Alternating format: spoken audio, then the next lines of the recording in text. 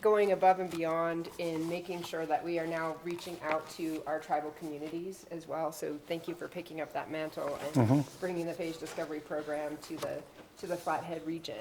And then Blake is his mentee teacher, who we've had a tiny short amount of time to get to know, but we very much enjoyed you as well. And he's, of course, now the anchor in Columbus with his remote lab that's semi-fully functional. Is that how you call it? Sure. Semi-fully functional. I think the word they use for semi-fully functional, which made me laugh. So he's now the Columbus anchor for the Phage program as well. So please welcome Robin and Blake.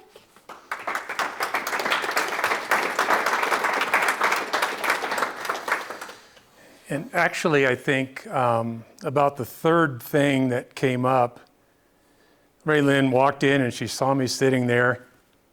And she's like, "You're like a bad penny. You just keep turning up." I don't know how to make this thing go forward. Just the center button? No, the side one. Side one? Okay. The next one, the other side. I do a little photography. This is a image from Forsyth. Nod to Baker. A little sunset out there. Halfway there. The other left side? Right side. Right. The right side. He's left. All right. Some of these backwards. So, in thinking about my Phages journey, it really did begin back in the 1990s, where, like Kate, I had an opportunity to participate in the Murdoch grant. And I met Dr. Peter Zuber, who's a world-renowned expert on Bacillus subtilis. And he was kind enough to let me work in his lab on a project that had been ongoing for about 4 years, studying an operon in part of the Bacillus subtilis, trying to produce a protein that is really lethal against listeria. So I was pretty excited about that because I didn't want to go in and work a couple years in a lab and find out that I was just helping make seedless watermelon. You know what I mean? I wanted something of help humanity. So I thought this was pretty cool. But I'll tell you what, when you walk into a lab as a simple country biology teacher and the room is full of postdocs, international, you're in the deep end of the pool and you don't really know how to swim. But they were awesome and I learned a lot. The summers working in the lab there really gave me the foundation for what I brought into my classroom and set up as a microbiology class that was and is still very successful in Columbus High School. But I did get to be part of this paper that was published on our work with studying Bacillus subtilis. So my thank you to Dr. Zuber. Oh, and by the way, all the words that Sarah spoke in her first slide, that's more than my entire presentation.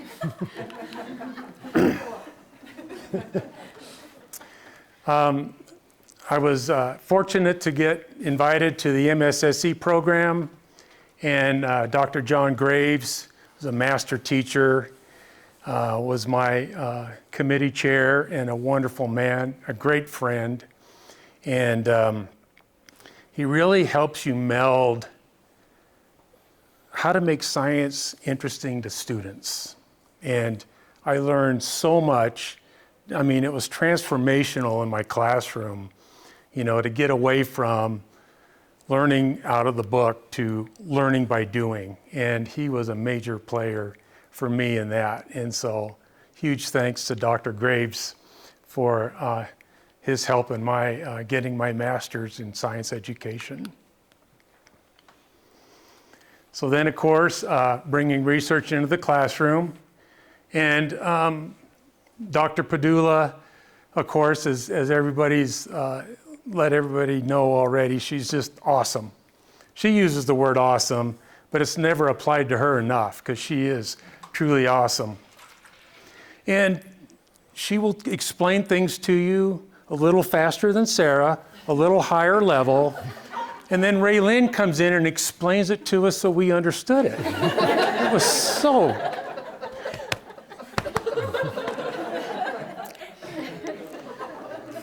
Chris Doyle did all the running and driving and all the heavy lifting for our program. And Arlene, she's kind of like the Earth Mother, you know. Everybody would get all frustrated trying to figure out their project, and she would give them a little hug, help explain it. So bringing research into the classroom was really an amazing event that started with the Montana Learning Center. So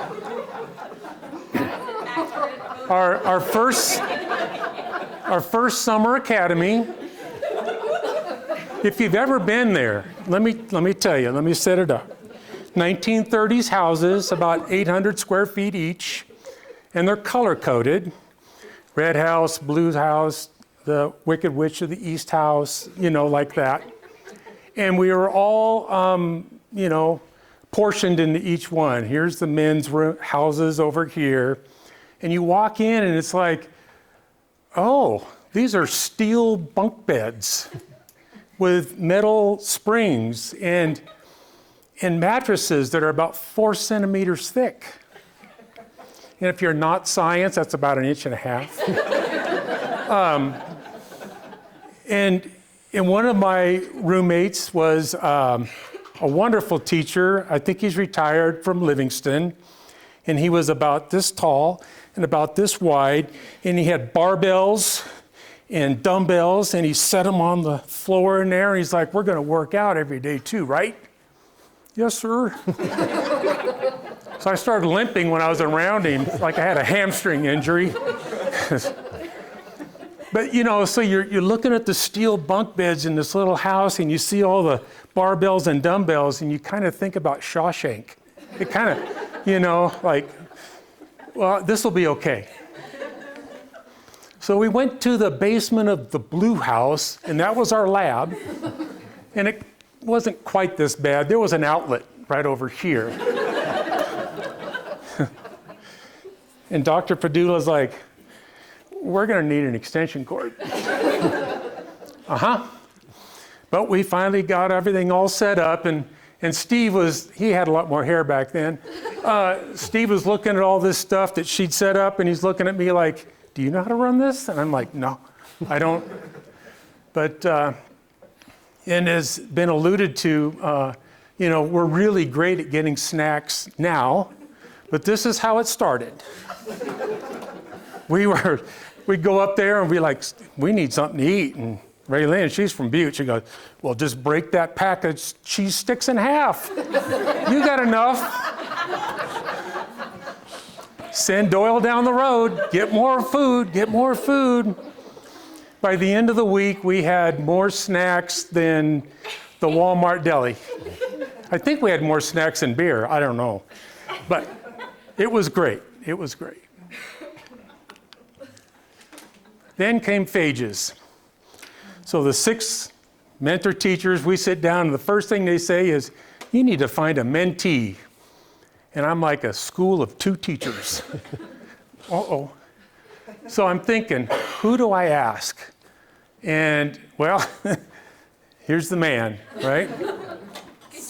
Full-time science teacher, teaches 2 sports. He's got young kids, and just busy as all get out. And I said to him, this won't be too bad. Ellie's in 3rd grade. She'll be ready for high school when we're done. Is that too long? But no, he said, yeah. I was stunned. I was glad I was sitting down.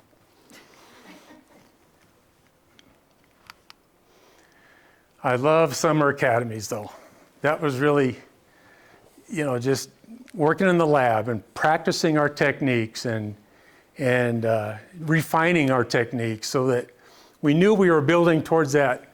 Let's be independent. And having had time in Dr. Zuber's lab, but that had been 15 years previous, this was really, really helpful for me to get back into it and oh yeah, I remember how this goes. So I love our summer academies. All right, so what's it all about? Phage therapy, right? I think reading that biography of Felix Durrell was one of the most transforming things for me, to know that early 1900s, there's a guy doing this groundbreaking work without any idea that he's got a substance, because he can't see it, that's doing some powerful things. And so you could just imagine if he could see a scanning electron microscope, what that would be like. And the most powerful impact I think we have on students, and as it's been alluded to many times, is the phage therapy that can save somebody's life. And it's thanks to a man like him who can start and have the vision to put this kind of program together. Wow, that's so cool.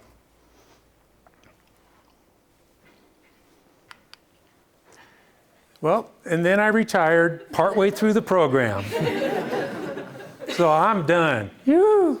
Yeah. Teacher's retirement says, you cannot work for 150 days or you're going to lose your retirement. I'm like, you got it. I'm going to go fishing. I'm going to go camping. I'm going to take my dog out and do a little bird hunting. See ya. And then wait. Day 151, I get a call from Marisa. Hey, what are you doing?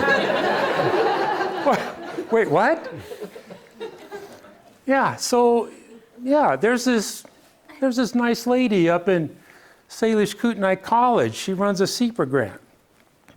She wants to put together a little, teacher workshop. And she asked if I knew anybody. And she said, well, I know this unemployed guy. My wife loves it when I say I'm unemployed. I thought you were the sugar daddy. She the sugar mama, is that? Yeah, she is my sugar mama. Praise the Lord. Otherwise, those hobbies wouldn't exist. But I got to go and do a workshop with the teachers up there in the northwest part on the Flathead. Amazing teachers, just like what we know here. Great with their students, and put together a workshop that they just embraced. We did phages, we did microbiology, we did all that stuff. And so they actually invited me to come back and do another in-depth one over MEA days in the fall, and I did that. And they invited me to come up to their classrooms and work with their students. And so I was able to work with students on the tribal schools in Ronan and in Polson. And then another teacher reached out from Big Sky, and I was able to go and work with her students. And then the following year, well, this year now, I'm doing the same thing again. So this is what it's all about, right? I love working with the kids. I thought the teacher workshop was amazing and awesome, but man, you get so energized when you're back in the classroom with the students. And thanks to Marisa, she invited me to just build a little poster, take it to DC, and present it at the SEPA conference last year in Washington, DC. And that's what that thing came out like. That was an amazing trip. I had no idea that somebody as small as Marisa Padula could out-eat me. Don't even, yeah. We had one of those all-you-can-eat things, right, one night. And the next morning, I'm like, and she's at the breakfast line.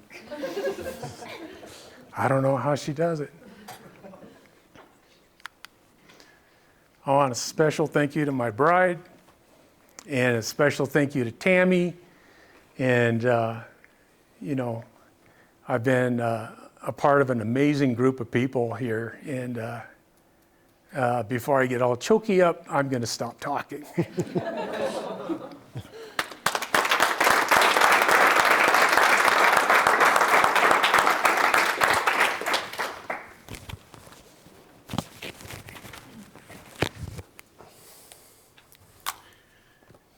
I got my own special microphone. Well, there you go.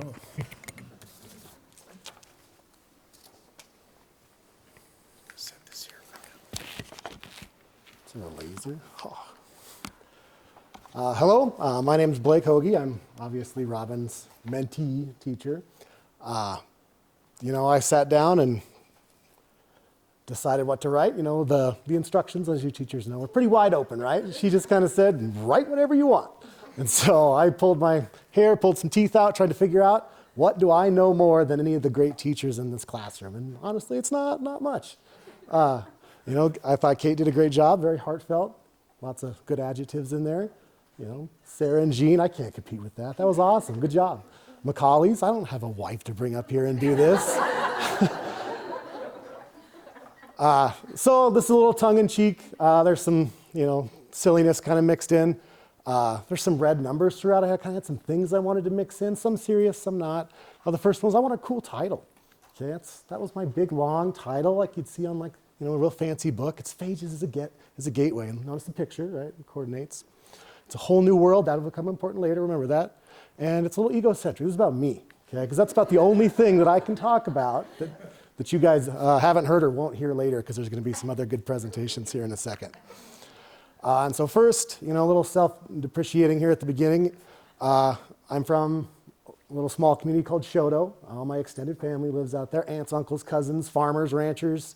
I was the first one to go to college kind of thing. My parents moved me to Frenchtown, which is a little school that's outside of Missoula. Class A school, about 400 students in the high school. And then just down the road, I went to the University of Montana. While I was there, my undergraduate degree is in biology. So last time I looked at a microscope, before Robin got a hold of me, was probably in Biology 101. And they do the little, grab the pond water and you can look through it and see the stuff swimming around. If I remember doing that, all my stuff was geared towards zoology. So the little writing they put under your degree is zoology. So I did a lot of bird stuff, ornithology, mammalogy, comparative anatomy, all that stuff. I had zero experience with any sort of cellular or microbiology or anything like that. Through this, I'm a Montana boy. If anybody recognizes the reference, a little bit of a hick, okay? I had not been on a plane until I got married, okay? So I have not a whole lot of experience kind of, getting started, getting rolling in the world of teaching. And so I got picked up by Columbus, which is, again, a little small school outside of Billings. We were complaining yesterday about how large the school is getting because we have 250 high school students, which is chump change for some of you guys. But this is the only place I've ever taught. I've been there about 10 years. I rolled in. Like Robin said, there's only 2 of us. We're it for the whole science department. Most of my time, as you can probably guess, like Robin alluded to, I'm a coach. I got hired to basically coach sports. And you guys at small schools know how that is. It's a foot in the door. If you can't do more than one thing, they really don't have a spot for you. So I'm the head football coach. I also coach wrestling. Girls wrestling's taking off, if you're following any of that. That's Emmy Zachary. She's one of our state placers this year. She did awesome. We're kind of getting that rolling. If you Google my name, this glorious picture shows up. Robin had it on his as well. If you were to look at that and guess which way the wind blowed for that whole game, you could probably guess left to right, right? The hat's askew, the beard's pointing the one direction, okay? We won that game, but whatever. I showed up. Robin takes me under his wing. Something I say a lot, and Marisa scolds me every time I see is I'm just a teacher, right? I'm just a teacher. She's already scowling at me back there. But anyways, this is kind of, my start. When I get there, small school, the 2 of us, I teach everything basically, right? Okay. And so I got, doing some chemistry, physics, anatomy, a little bit of remedial biology, applied science, which is, kind of one of our lower level classes. But that was my course load. Okay. So through my, college years, through my professional stuff, this was kind of, where I was slated to go. I put this little microscope on there because that's about as much experience as I have looking through those. So just kind of, do this. If I could find an iceberg with less sticking up above the top, I'd probably try and find one, but I'm sure there's some science for the density and all that and where it floats, but there we are. Okay, I didn't know a whole lot, but the worst part is, and you guys know how this feels, is you don't even know what you don't know. Okay, the amount of stuff that you are unaware of is astronomical. And that's where this kind of starts. So before Robin got a hold of me, I didn't know what any of this stuff was.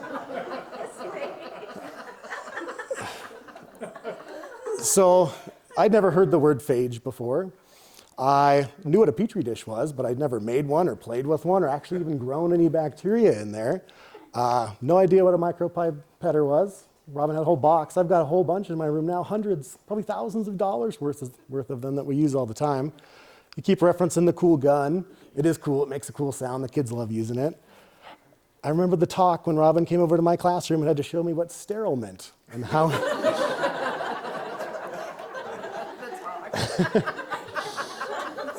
It's like the birds and the bees talk, the sterile talk. And, we were just getting started. Do you know what that is? Kate? I had about 4 of those. That's an autoclave. Yeah, that's an autoclave. That's a pressure bomb. That's a pressure cooker, and that's what Robin used for years and years, and I still use sometimes to, sterilize our equipment and all that. It makes a horrendous noise boiling in the back room, and it gets the job done, okay? So stage is set, very little knowledge, very little experience, and here we go.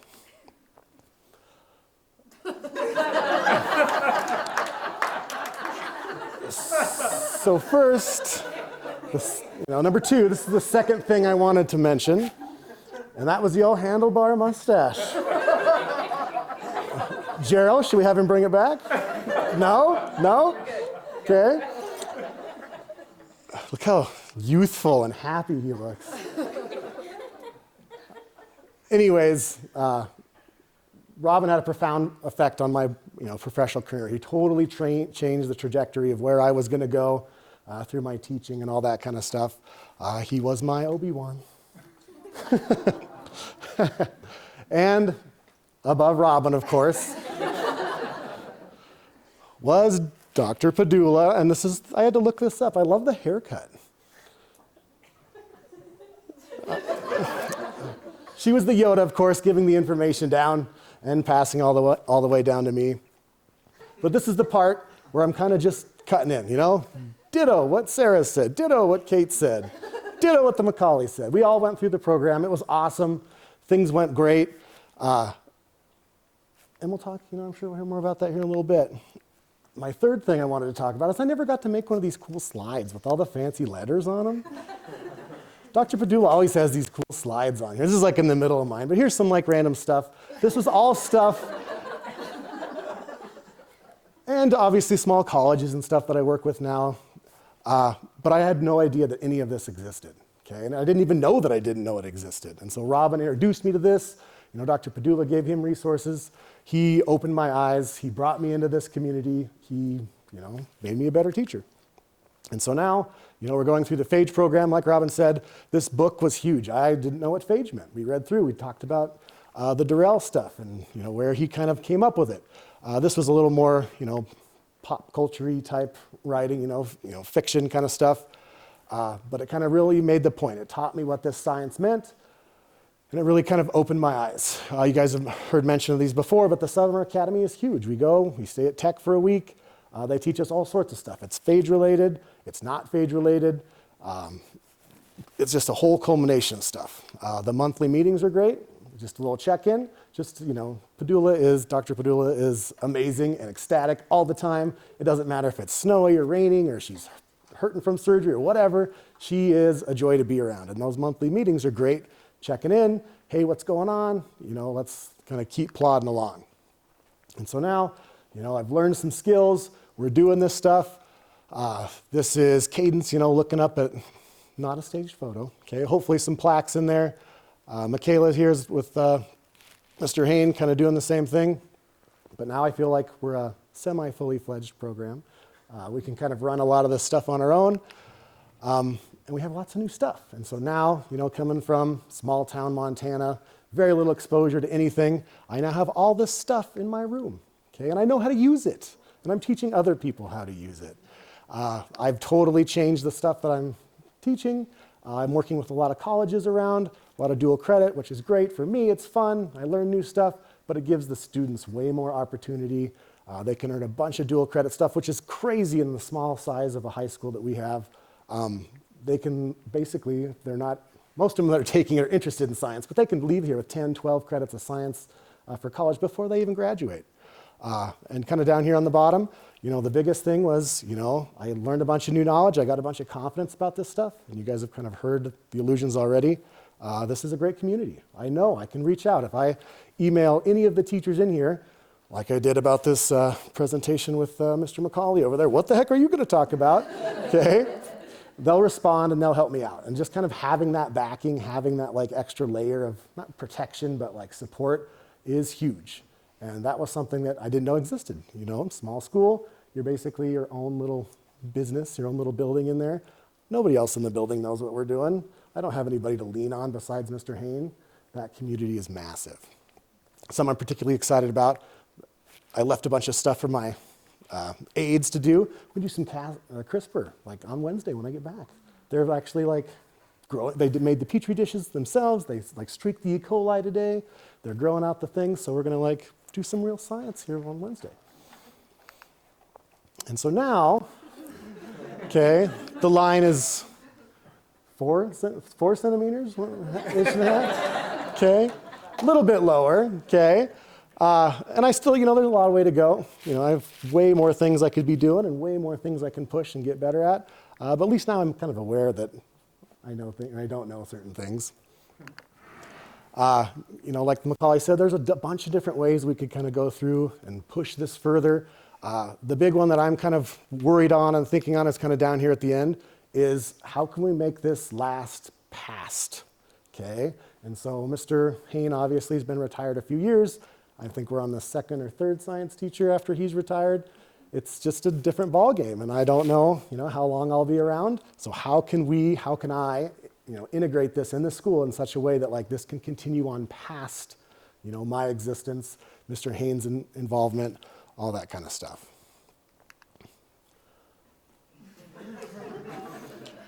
And so,